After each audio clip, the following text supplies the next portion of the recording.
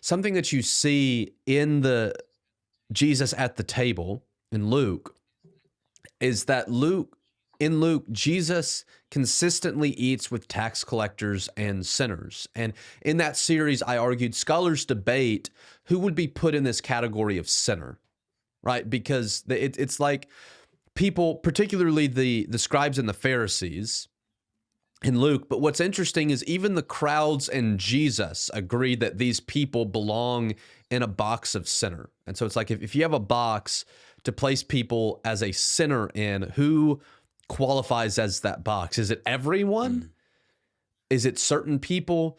And it seems to me from my study that the sinners are kind of the wicked of the wicked, the worst people that you could think of, the ones that know better but don't do better. So they know the law, but they intentionally choose not to follow it. That these are the people that are placed in this sinner box by the scribes and the Pharisees, by Jesus and the disciples, by the crowd. So it's like everybody knows that these are sinners. So it's not an idea of Jesus is like, well, no, you say they're sinners, but I say they're not.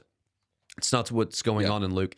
Everyone that Jesus eats with, everyone agrees that they are a sinner. That's not up for debate.